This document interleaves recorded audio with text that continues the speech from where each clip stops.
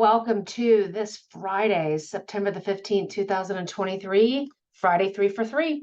Koki Cox here with AlphaVest back on the East Coast, fresh off of Future Proof Wealth Management Conference in California, where I got to rub shoulders and have great conversations with 3,000 other advisors like myself as we were looking to improve our tech offerings, our communications, as well as portfolio and asset management.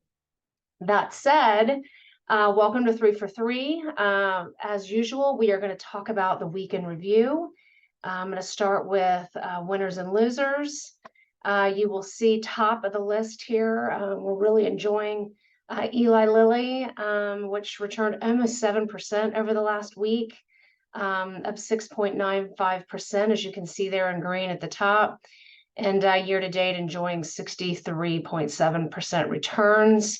Eli Lilly, you will find in your equity income models with us. And then down the line, you see Cintas, Waste Management, CSX, and McDonald's.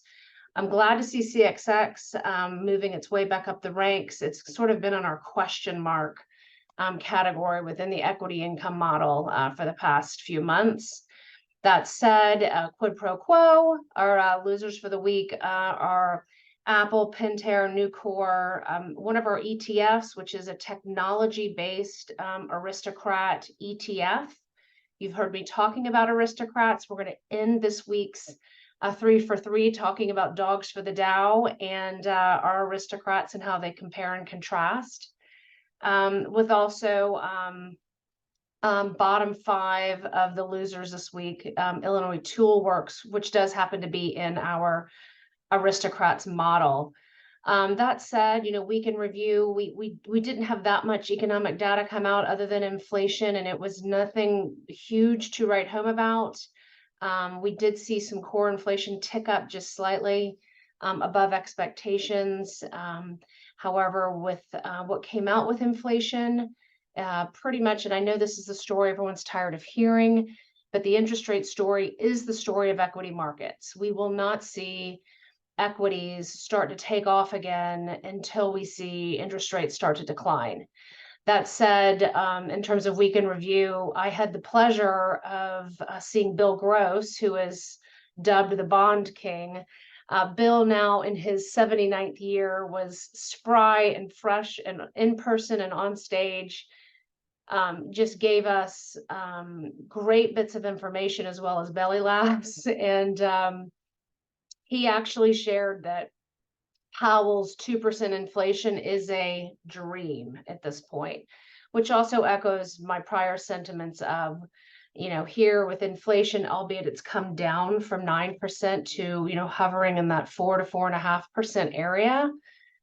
To get to Powell's dream of 2 is going to take quite a lot within the consumer sector.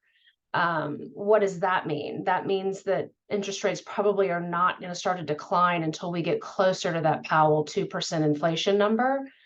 That being said, nobody sees a rate hike in September, so that's not bad news.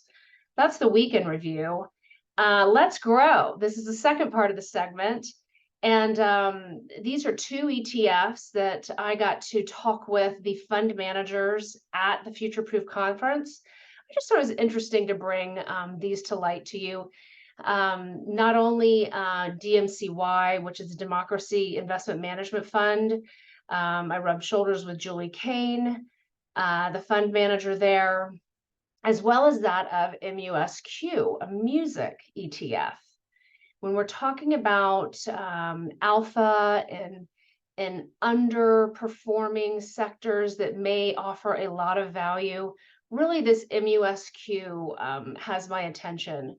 If you think of the Netflix of the world vis-a-vis that of, say, Spotify, as you know, we all use and love music. And if you've seen what's now by Bloomberg being dubbed the Funflation index, which is that of individuals paying upwards of $300 to $1,500 to go to a Taylor Swift conference, or rather concert.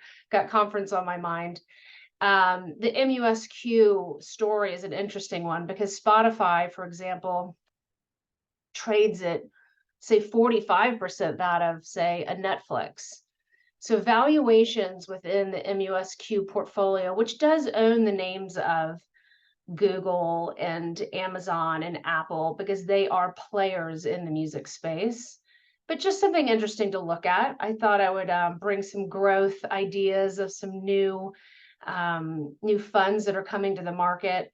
The Democracy Investment Fund is one that's really interesting. It is eliminating countries within the portfolio and stocks within the portfolio that are representative of economies that are not considered high scoring within the democracy index as ranked by The Economist. So by growing here, not only does this maybe mean these are two investments that could potentially boost our portfolios going forward. Certainly, we're not including them just yet. But by growing, it just brings new and information to light about what's out there. Often I get clients inquiring as to how to invest with their values, and whether that be climate or no sin stocks. This democracy investment management, the Democracy Fund, is one I'd never thought of or heard of before. So this just takes that ESG, or that sustainable aspect of the market that some clients are seeking to be able to invest with their values. So this is an interesting new opportunity that I just thought I would mention, that we're exploring, not adding these to the portfolio just yet, but if anything, the takeaway is our eyes are always open. That said, this is a busy slide, but the fun facts is how we'll round the bend here today. Wanted to touch on dogs of the Dow, because I did see that, here's the fun fact. Well, a couple fun facts here, but I did see that Garden & Gun, our very own here in Charleston, South Carolina, our very own awesome publication, Garden & Gun's annual Good Dog Photo Contest is happening right now. So you can enter your dog and try and solicit votes to win their contest. So I placed Basil. You see the bloodhound Basil here from Fairhope, Alabama. I couldn't resist. Not only do I love a bloodhound, but my brother happened to be married in Fairhope, Alabama. All of the stock piece you see on this slide references Dogs of the Dow, which is actually a term whereby the 10 highest yielding stocks of the Dow are placed in a portfolio. I wanted to compare and contrast that to our Dividend Aristocrat model. Now, I know I've been blowing you up about our Dividend Aristocrat model. Yes, it's up over 26% year to date. But the differentiating factor between the Aristocrat model and, say, Dogs of the Dow, which is a popular sort of plug and play, there's ETFs out there, exchange traded funds, that offer the Dogs of the Dow strategy, but it's not necessarily a winning one. So in the far left of the screen, you can see that only 2 stocks, Intel and Cisco, are outperforming the S&P 500, or even a 60-40 blend year to date. Add to that only the likes of JP Morgan and Dow Chemical. So there's only 4 of the Dogs of the Dow that are actually beating the Dow Jones Industrial Average year to date. So you compare and contrast that here, predominantly here on the slide, that we have 1, 2, 3, 4, 5 names ahead of the S&P 500, followed by Caterpillar, Lowe's, Cardinal Health, Cintas, and Sherwin-Williams, which are all above the 60-40 and all above that of the Dow Jones Industrials, including Illinois Tool Works. We have 1 stock in the Aristocrat model, which is ADP, you see at the bottom of the barrel. So only 1 stock that's actually underperforming the Dow year to date. So it's important that when you consider a strategy like the other ETFs I mentioned, and or Dogs of the Dow, which could be trendy per se, that you really lift the hood and look inside, and especially when we continue with the theme of quality and dividend yield, because sometimes the highest dividend yielders is simply a function of the price of the stock being so low because it's sold off, because investors aren't liking the stock.